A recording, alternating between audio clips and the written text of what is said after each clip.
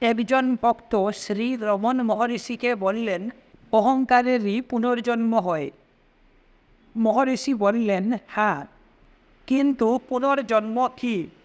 অহংকার একই থাকে, নূতন শরীর হয় আর তাকে অধিকার করে।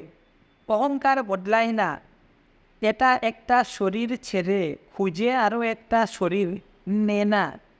এমনকি তোমার স্থূল শরীরে কি হয় দেখো। মনে করো তুমি লন্ডন যাচ্ছ। কি করে যাও? তুমি একটা গাড়ি নিয়ে বন্দরে যাবে, জাহাজে চড়বে আর কয়েক দিনে লন্ডনে পৌঁছাবে।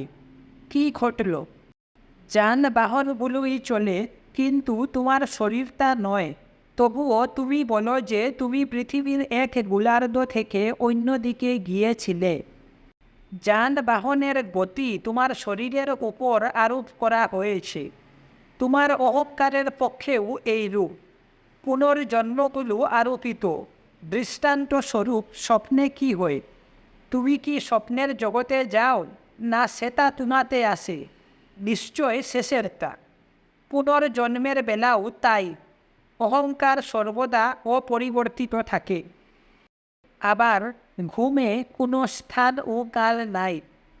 এগুলো কতকগুলো ধারণা যারা আমি চিন্তা উদয়ের পর উঠে। আমি চিন্তা উদয়ের আগে এরা অনুপস্থিত থাকে। এব তুমি স্থান ও কালের অতীত। আমি চিন্তা একটা সীমিত আমি।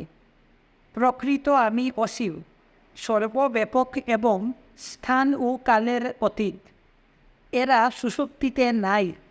ঠিক ঘুম ভাঙ্গা ও জগৎ সম্বন্ধে সচেতন হওয়ার মধ্যে একটা চেতন অবস্থা আছে, সেটা তোমার বিশুদ্ধ আত্মা। সেটাকে জানা চাই। ভক্ত, কিন্তু আমি এটা উপলব্ধি করি না। মহর্ষি, এটা কোনো উপলব্ধির বস্তু নয়, তুমি তাই।